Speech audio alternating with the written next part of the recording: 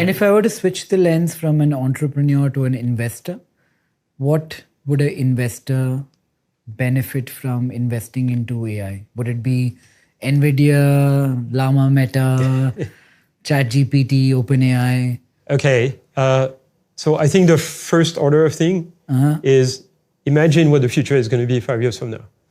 And basically, that's going to be dominated. I suspect you would do a much better job at imagining the future than I, Jan. Can you depict a future 5 years from now? So 5 years from now, the world is going to be dominated by open source platforms.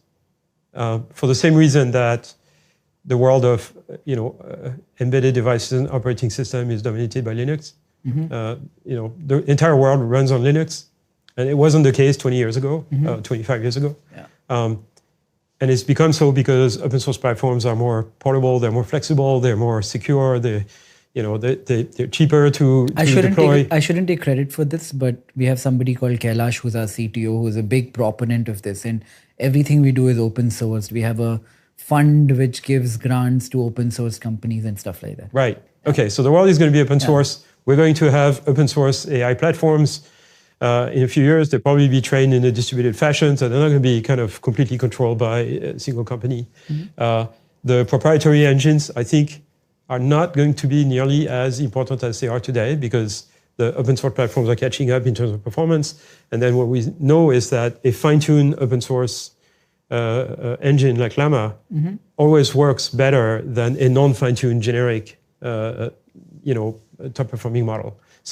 But if everything is open sourced, it'll also be democratized for an investor to invest into. Then what is the differentiation? Well, it enables the ecosystem. If you are a startup, you're much better off using an open source engine and fine-tuning it for a vertical application than you are to, using an API, because you can build a tailored product for your customers in a much better way. So that's the first thing. Second thing is, if you really want this technology to be democratized and used by everyone, eventually using smart glasses and stuff, but at first just smartphones. And, do you think the form will devices. change soon? The form of how you interact with technology will move from smartphones to different kind of devices soon? Smart glasses, yeah. I mean, yeah, there's almost no question. You're using one. So I don't have them right now, although they are in my bag right here. Right. I use them all the time, yeah. I find them really, really useful for all kinds of stuff, even if you don't use AI for it, just taking pictures or listening to music or whatever. But then you have the AI assistant, and I could be, sitting in a restaurant with a menu in a foreign script in a foreign language, and it could be translating it for me. Right. So what happens to intelligence in society with all of this changing? What becomes, forget computers and AI for a second, for humans, what is intelligence in that world? So people's intelligence will be moving to a different set of tasks than the one we are trained to do today. Because a lot of what we're trying to do today will be done by AI systems. And so we will focus on other tasks. So things like not doing things, but deciding what to do or figuring out what to do, okay? Those are two different things. Like, think about the difference between a low-level employee in a company that is told what to do and just does it, and then, a high-level manager in the company that has to figure out like strategy and think about like what to do, and then tell people below what to do. Okay, we're all going to be a boss. We're all going to be like those high-level managers. We're going to tell our AI assistants what to do, but we're not going to have to do it ourselves necessarily. Okay, so but we need lesser people to tell something more efficient than us what to do than we need today for them to actually do the task, right? Yeah. So what happens to everyone else? Well, I think everyone is going to be in that situation. Is going to have access to AI assistants and be able to delegate a lot of tasks. Mostly in the virtual world, but eventually in the real world. We're going to have at some point domestic robots and self-driving cars and things like this. Once we figure out how to get the system to learn how the real world works from video. So the type of task on which we're going to be able to concentrate ourselves are going to be more abstract. The same way, nobody needs to do like super fast mental arithmetics anymore. We have calculators, or solve integrals or differential equations. We have to learn the basics of how we do this, but we have we can use computer tools to do this, right? So it's going to lift the abstraction level at which we can place ourselves and basically enable us to be more creative, be more productive. Okay, and there are a lot of things that you and I have learned to do that our descendants would not have to learn to do because that would be taken care of by machines. Like go to school? No, we'll still go to school. We'll have to educate ourselves. We'll have to. There's still going to be the competition between humans to kind of do something better than the others or something different, more creative. Always, right? Innately, we want to compete with our peer groups. Yeah. So we're not going to run out of jobs. Economists that I talk to tell me we're not going to run out of jobs because we're not going to run out of problems. But we're going to find better solutions to problems with the help of AI. Maybe we can end today, Jan, trying to define what is intelligence really.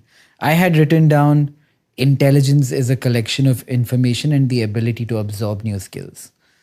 It's a collection of skills and an ability to learn new skills really quickly, or an ability to solve problems without learning. This is called zero shot in the AI business. You're faced with a new problem, and you can think about it for a while, and you may never have faced similar problem before, but you can solve it by just thinking and using your mental model of the situation. That's called zero shot. You're not learning a new skill, you're just solving a problem from scratch.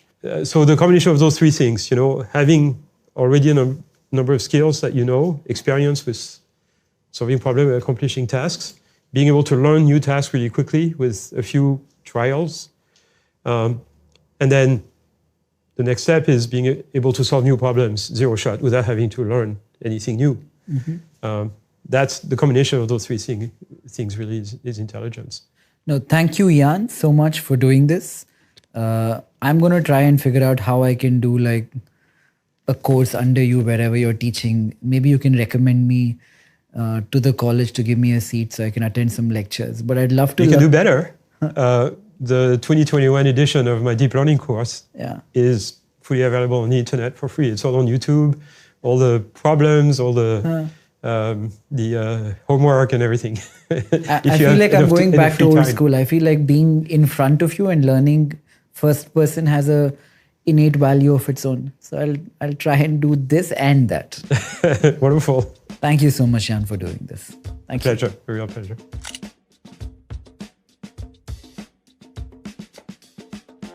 Thank you. That was fun. That was fun, yeah. You didn't get bored? No. You ask a professor to speak, that's the job. But I guess when you're talking to people who know so much lesser than you, it can't be fun all the time.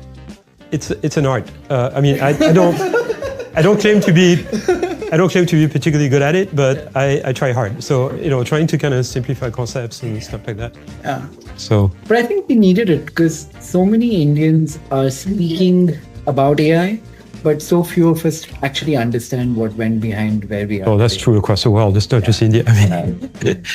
In fact, I think it's kind of the opposite in India. There's way more people who are kind of educating themselves, particularly among the young people. So we wanted to focus today on that, just to get to telling our people, a lot of young people watch this, young, bright people, how we got to be where we are today.